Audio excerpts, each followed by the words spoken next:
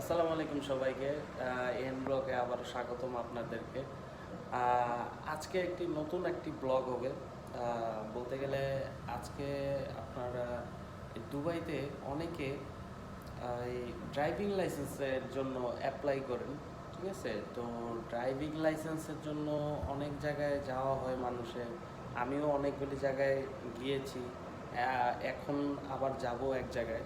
তো এই দুবাইতে আসলে ড্রাইভিং লাইসেন্স নিয়ে অনেক ধরনের কথা হয়।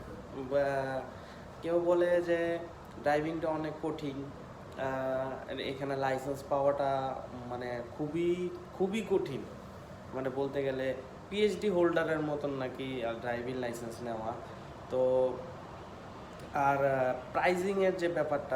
প্রাইজিংয়ের ব্যাপারটা মানুষ অনেকে বলে যে কেউ বলে 12,000 দেরাম লাগবে, কেউ বলে 15,000 দেরাম লাগবে, কেউ বলে 7,000 লাগবে, কেউ বলে 8,000 লাগবে। তো এই কনফিউশনগুলি প্লাস মনে করেন যে এত টাকা কিভাবে কি লাগতেছে না লাগতেছে, আমি আপনার এই ভিডিওগুলি করব এ টু জেড, একদম এ টু জেড। আজকের থেকে মানে শুরু হচ্ছে ভিডিওটা করা। হ্যাঁ, আজকে এটা প্রথম পর্ব। তো প্রথম পর্বে আমরা আজকে আমি একটি মানে চিপ বলতে গেলে মোটামুটি রিজনেবল প্রাইসের মধ্যে তারা আসলে ড্রাইভিং লাইসেন্সের কাজকর্ম করতেছে। তো আমি তাহলে ওদের কাছে যে জিনিসগুলি জানবো যে আসলে কি ওইখানে কম প্রাইসে দেওয়া হচ্ছে, কি কি সুবিধা আছে না সুবিধা আছে, এগুলো আপনাদেরকেও জানাবো। অ্যান্ড আমি প্র্যাকটিক্যালি করব, আপনারাও দেখবেন যারা যারা ড্রাইভিং লাইসেন্স নিতে ইচ্ছুক এই দুবাই শহরে। তো সাথেই থাকবেন। তাহলে চলেন, তাহলে আজকে যাই ড্রাইভিং লাইসেন্সের ইনস্টিটিউটে। তো চলেন।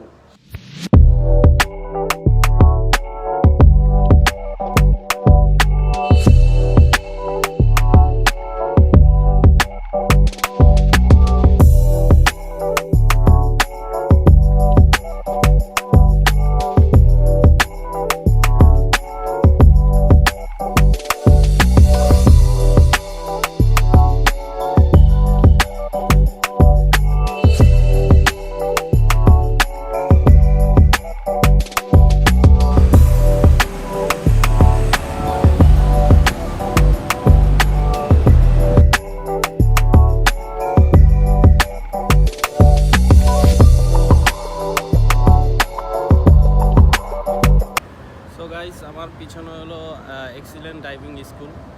এখানে আমি ভর্তি হয়েছি। এটা হলো আপনার লুলু ভিলেজ অপোজিটে দেখতে পাচ্ছেন, লুলু ভিলেজ। হ্যাঁ, লুলু ভিলেজের একদম অপোজিটে। এই পাশেও আপনারা আছে হলো আপনার পেট্রোল পাম্প, লুলু পেট্রোল পাম্প। হ্যাঁ, এই পেট্রোল পাম্পের অপোজিটেই আপনারা পাবেন হলো এক্সিলেন্ট ড্রাইভিং স্কুল, এই যে ভবনটি। হ্যাঁ, যদি ক্লিয়ার দেখা যাচ্ছে হয়তো বা। হ্যাঁ, তো এখানে আমি আসলে ভর্তি হয়ে গেছি। এখানে ভালোই দেখলাম, সবাই বলল যে রেটিং অনেক ভালো, তারা খুব সুন্দর মতন ড্রাইভিং ক্লাসগুলি করায়। এখানে বাঙালিদের জন্য একটু সুবিধা আছে বলতে গেলে, বাঙালিদের জন্য সুবিধা বলতে গেলে এখানে বাঙালি ইনস্ট্রাক্টর আছে। আপনাদের যদি কোনো কিছু বুঝতে অসুবিধা হয় তাহলে আপনাকে বোঝাবে সুন্দর মতন। এখানে প্রাইজিংয়ের ব্যাপারটা আসলে আমি এখনও উল্লেখ করতেছি না, এটা লাস্ট ভিডিওতে আমি উল্লেখ করব, কারণ এখানে অনেক কিছু ম্যাটার করে।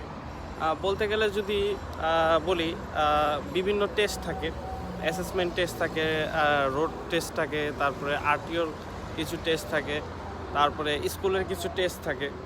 এই টেস্টগুলি যদি সম্পূর্ণভাবে ভালো মতন পাস করতে পারেন তাহলে মনে করেন যে আপনি তো কম খরচে জিনিসটা শেষ হয়ে গেল। হ্যাঁ, বাট আপনি যদি পাস না করতে পারেন, যদি ফেল করেন, তাহলে আপনার খরচগুলি বাড়তে থাকবে, কারণ এগুলি জরিমানা দিয়ে তারপরে আপনি আবার টেস্টে বসবেন, বসার পরে আপনি আবার টেস্ট দিবেন, ঠিক আছে? এইভাবে আপনার টাকাগুলি বেশি লেগে যায়। তো সবাই যে বলে যে দুবাইতে ড্রাইভিংটা আসলে কঠিন, আসলেই কঠিন বলতে গেলে। অনেকগুলি নিয়ম কানুন আছে এখানে, ঠিক আছে? সাইনবোর্ড আছে 120টার উপরে, আর রুলস অ্যান্ড রেগুলেশন আছে 155টার মতন, ঠিক আছে। তো সব মিলে মানে বলতে গেলে কঠিনই বলা যায়, এত সহজ না। মানে আমাদের বাংলাদেশের মতন যে গেলাম ড্রাইভিং সিটে বসলাম, একটু সামনে নিলাম পিছনে নিলাম হয়ে গেল, এরকম না। এখানে আসলে অনেক কিছু শেখায় যে কিভাবে কি করতে হবে, কোন টাইমে কোন জিনিসগুলি করতে হবে।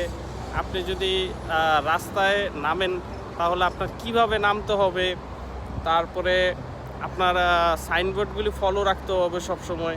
মানে এইগুলি আপনার সম্পূর্ণ মানে শিখিয়ে দেয় স্কুল থেকে, প্লাস আপনার টেস্ট নেয়।